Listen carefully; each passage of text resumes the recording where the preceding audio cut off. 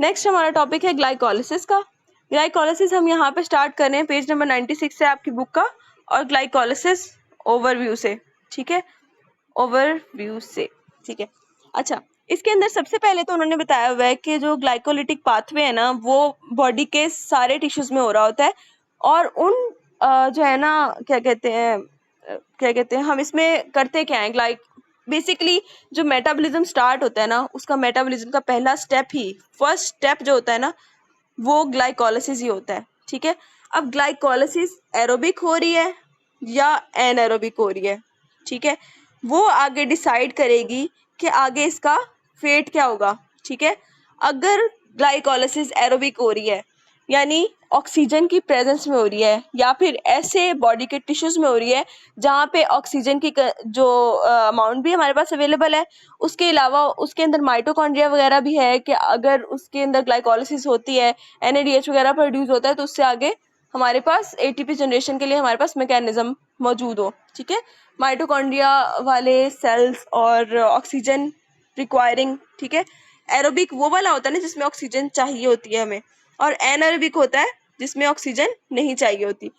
अब एरोबिक का and product जो होता है ना हमारे पास, वो हमारे पास पायरुवेट होता है, जो कि देन आगे ऑक्सीडेटिव डीकार्बोक्सिलेशन के जरिए एसिटिक एसिड में कन्वर्ट हो जाता है। लेकिन एनारोबिक में क्या होता है, पायरुवेट बनता तो है लेकिन फौरन से वो कन्वर्ट हो जाता है लैक्टेट में, ठीक है, वो रहता ही नहीं पायरुवेट की फॉर्म में, वो लैक्टेट में कन्वर्ट हो जाता है। अच्छा, मैं इस चीज को एक्सप्लेन करती हूँ। तो अब डिसाइड आगे कौन कर रहा है कि ग्लाइकोलिसिस से आगे किस स्टेप पे हमने जाना है। अगर तो जो ग्लाइकोलिसिस हो रही है ना वो एरोबिक है, ठीक है, एरोबिक हो रही है। एरोबिक के केस में क्या होता है कि हमारा एंड प्रोडक्ट पहले बनता है पायरुवेट, ठीक है, वो पायरुवेट आगे उसकी होती है ऑक्सीडेटिव डीकार्बोक्सिलेशन, CO2 निकल जाता है उसमें से, डीकार्बोक्सिलेशन है ना, और in the presence of oxidation reaction यहाँ पे होना है जिसमें ऑक्सीडेटिव फॉस्फोराइलेशन, ऑक्सीजन वगैरह की प्रेजेंस में होना है, ठीक है। इसमें बनना है एसिटिक एसिड, ठीक है, वो acetic acid then Krebs cycle में जाता है, ठीक है। ये जस्ट थोड़ा सा ओवरव्यू है। अगर जो आपकी ग्लाइकोलिसिस हो रही है वो एरोबिक हो रही है, लेकिन अगर वो एनएरोबिक है, ठीक है, एनएरोबिक है, ठीक है, उस केस में क्या होता है कि बनता है लैक्टेट, और वो लैक्टेट या तो एथेनॉल फर्मेंटेशन वगैरह में प्रोसेस में चला जाता है, ठीक है। वो अब क्रेब्स साइकिल में एंटर नहीं होगा, ये लैक्टेट कभी भी क्रेब्स साइकिल में एंटर नहीं हो सकता, और वो फिर आगे फर्मेंटेशन, इथेनॉल फर्मेंटेशन, इस तरह की चीज़ों में, और लैक्टेट जो है वो मसल्स में डिपॉजिट होकर क्रैम्प्स करवा देता है, ठीक है। अब हम इसका ना थोड़े से बेसिक डिफरेंसेस पॉइंट्स जो है, डिफरेंशिएटिंग पॉइंट्स, वो एक बार हम डिस्कस कर लें। अच्छा, यहाँ पे हम लिखते हैं एरोबिक ग्लाइकोलिसिस, यहाँ पे हमारी एनएरोबिक है, ठीक है। सेंटर में हम लगा लेते हैं एक लाइन, ठीक हो गया। अच्छा, इसके लिए ना सबसे पहले हमने जो चीज़ देखनी है वो हमने किस बेसिस पे हमने इसको देखा है, ऑक्सीजन की बेस पे। तो सबसे पहले, एक मिनट, इसका बच्चों एक मिनट रुकना, एक मसला हो गया। अच्छा, इसमें हमारे पास रिक्वायरमेंट बेसिक थी ऑक्सीजन, ठीक हो गया, लेकिन जो आपका दूसरा था एनारोबिक, इसमें ऑक्सीजन नहीं चाहिए, ठीक है। उसके बाद हमारे पास जो नेक्स्ट इन दोनों का डिफरेंस होता है, जो आपकी एनारोबिक ग्लाइकोलिसिस है ना, एरोबिक ग्लाइकोलिसिस है, वो इनसाइड यूकैरियोटिक सेल होती है, यूकैरियोटिक सेल होते हैं ना, सिर्फ उन्हीं में होती है। लेकिन जो एनारोबिक ग्लाइकोलिसिस होती है ना, वो आपकी यूकैरियोटिक सेल में भी हो सकती है और प्रोकैरियोटिक सेल्स में भी होती है, ठीक है। दो डिफरेंसेस हो गए, ऑक्सीजन वाली और दूसरी एब्सेंस ऑफ ऑक्सीजन होती है। दूसरा डिफरेंस आ गया, यूकैरियोटिक सेल में होती है, और दूसरा प्रोकैरियोटिक और यूकैरियोटिक सेल दोनों में होती है। और तीसरा, इसने प्रोसीड करके मैंने आपको बताया कि क्रेब्स साइकिल में एंटर होना है, कैसे, वो मैंने आपको बताया कि इसने एसिटाइल कोएंजाइम ए बनाना है जो कि क्रेब्स साइकिल में एंटर हो सकता है, ठीक हो गया, तीसरा पॉइंट है ये। और इसने क्रेब्स साइकिल के बाद, क्रेब्स साइकिल के बाई प्रोडक्ट्स क्या होते हैं, NADH, FADH, वो सारा कुछ होता है ना, और फिर उसके अलावा कार्बन डाइऑक्साइड और वाटर वगैरह होते हैं। उन चीज़ों ने आगे एंटर होके ऑक्सीडेटिव फॉस्फोराइलेशन में जाना है। लेकिन एनएरोबिक वाले क्या करते हैं, या तो लैक्टिक एसिड फॉर्मेंटेशन में चले जाते हैं, ठीक है, या फिर इथानॉल फॉर्मेंटेशन में, ठीक है, इथानॉल फॉर्मेंटेशन में, ठीक है। ये इसका तीसरा डिफरेंस हो गया। उसके बाद चौथा डिफरेंस पे अगर हम आए तो ये जो प्रोसेस होता है ना इसका ग्लाइकोलिसिस का, एरोबिक ग्लाइकोलिसिस, आपको पता है दोनों टाइप की जो ग्लाइकोलिसिस होती है ना, होती दोनों साइटोसोल में, बेशक एरोबिक है या एनारोबिक है, लेकिन इसका फर्दर प्रोसेस ये जो क्रेब्स साइकिल वाला है और ऑक्सीडेटिव फॉस्फोराइलेशन है, इन दोनों के लिए हमारे पास माइटोकॉन्ड्रिया होना बहुत जरूरी है। इसका फर्दर प्रोसेस कहाँ चलेगा, माइटोकॉन्ड्रिया में। लेकिन एनएरोबिक के केस में, एनएरोबिक उन सेल्स में भी होती है, बल्कि होती मोस्टली उन सेल्स में है कि जिनके अंदर माइटोकॉन्ड्रिया होता ही नहीं है, माइटोकॉन्ड्रिया इन्वॉल्वमेंट होती नहीं है, क्योंकि इसने क्रेब साइकिल में तो एंटर ही नहीं होना, ठीक है, क्रेब साइकिल में एंटर ही नहीं होना, माइटोकॉन्ड्रिया की इसको जरूरत ही नहीं है। तो इसने क्या करना है, इसने पायरुवेट को कन्वर्ट करना है लैक्टेट में, और उसके बाद उसकी लैक्टिक एसिड फॉर्मेंटेशन हो सकती है या इथेनॉल फॉर्मेंटेशन हो सकती है, ये दोनों चीजें हो सकती हैं इसकी, ठीक है। लेकिन ये क्रेब साइकिल में एंटर नहीं होगा, इसलिए माइटोकॉन्ड्रिया की रिक्वायरमेंट इसमें जरूरी नहीं है, लेकिन इसके अंदर माइटोकॉन्ड्रिया की रिक्वायरमेंट जरूरी है, ठीक है। ये 4 पॉइंट अभी हमने डिस्कस किए हैं। नेक्स्ट इनको थोड़ा सा इरेज करके नेक्स्ट मैं आपको बताती हूँ। अच्छा, देन हम एंड पे इनको रिवाइज भी करेंगे, ठीक है। नेक्स्ट हमारे पास एक ये है कि एंड प्रोडक्ट आपकी एरोबिक ग्लाइकोलिसिस का क्या होता है, कार्बन डाइऑक्साइड होता है और वाटर होता है। लेकिन एनएरोबिक के केस में लैक्टिक एसिड होता है या फिर एथानॉल हो सकता है, ठीक है, फर्मेंटेशन होती है ना।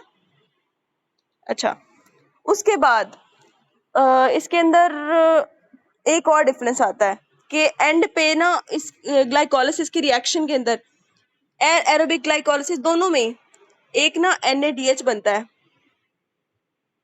ठीक है, लेकिन एरोबिक में वो सरवाइव कर जाता है, लेकिन एनएरोबिक के केस में ना 2 NADH बल्कि G3P वाला स्टेप होता है ना, जो आपका जहाँ पे ग्लिसरल्डिहाइड 3 फॉस्फेट आगे फॉस्फोराइलेट होता है मजीद, वो मैं आपको स्टेप्स आगे कराऊंगा ना, मैं आपको पता चलेगा। बस एक बात याद रख लो, एक स्टेप पे ऐसा होता है कि NADH बनती है, दोनों में ही बनती है, लेकिन वो NADH इसमें रह जाती है एरोबिक के अंदर, NADH वो आगे एंटर होके बना देती है, ATP वगैरह बना देती है। लेकिन एनएरोबिक के केस में क्या होता है कि ग्लाइकोलिसिस में ये NADH बनती तो है, लेकिन आगे जाके पायरुवेट को फॉरन से कन्वर्ट करने में इनटू लैक्टेट यही NADH अपने आप को NAD में कन्वर्ट कर लेती है, ठीक है। तो हमारे पास एनएरोबिक ग्लाइकोलिसिस की निस्बत एरोबिक ग्लाइकोलिसिस में 2 NADH ज्यादा बनते हैं, ठीक है। एनर्जी प्रोडक्शन एनएरोबिक से भी हो सकती है, लेकिन एरोबिक के केस में हमारे पास 2 NADH ज्यादा होते हैं।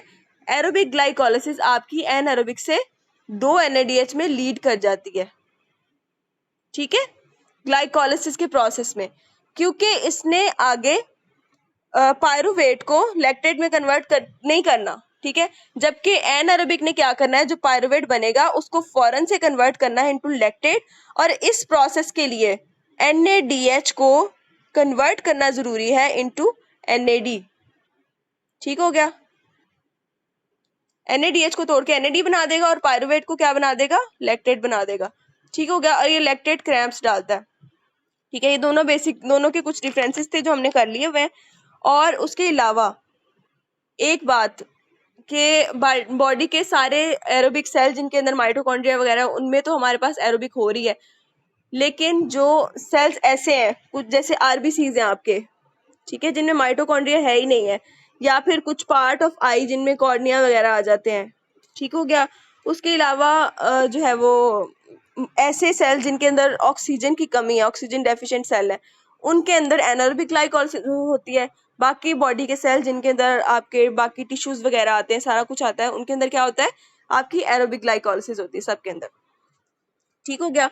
अच्छा, ये हमने थोड़े से डिफरेंसेस पढ़ लिए। मैं आपको ना इसका सेंड भी कर दूंगी कि जो आपने बुक पे पेस्ट करना है, क्योंकि ये पूछे जाते हैं what is the difference between aerobic and anaerobic glycolysis. ये आपको पेपर में लिखने के लिए भी आ सकता है और आपसे पूछा भी जा सकता है कि इनके डिफरेंसेस बताएं। ठीक है, इसको अभी एक बार मैं दोबारा सबको एक एक पॉइंट रिवाइज कर दूं, वो जस्ट आप सुन लें। सबसे पहला पॉइंट हमने डिस्कस किया कि इनको ऑक्सीजन की बेस पे हमने डिफर किया। जो एरोबिक ग्लाइकोलाइसिस है उसमें प्रेजेंस ऑफ ऑक्सीजन जरूरी होती है, लेकिन जो आपका एनारोबिक ग्लाइकोलाइसिस है उसमें जरूरी नहीं होती, एब्सेंस ऑफ ऑक्सीजन में होती है वो। उसके बाद दूसरा हमारा डिफरेंस था कि ये यूकैरियोटिक सेल में सिर्फ होती है एरोबिक, जो एनारोबिक होती है वो प्रोकैरियोटिक और यूकैरियोटिक दोनों सेल्स में होती है। और तीसरा डिफरेंस आ गया क्रेब्स साइकिल का, क्योंकि जो हमारी एरोबिक ग्लाइकोलाइसिस है वो क्या करती है, इसको एसिटाइल कोएंजाइम ए में कन्वर्ट करती है, जो कि क्रेब्स साइकिल में एंटर हो सकता है। उसने आगे क्रेब्स साइकिल के थ्रू प्रोसीड करना है और ऑक्सीडेटिव फॉस्फोराइलेशन करानी है। लेकिन एनारोबिक के केस में क्या होता है कि फौरन लैक्टेट या लैक्टिक एसिड बन जाता है, तो उसकी आगे फर्मेंटेशन होनी शुरू हो जाती है, लैक्टिक एसिड फर्मेंटेशन या इथेनॉल फर्मेंटेशन।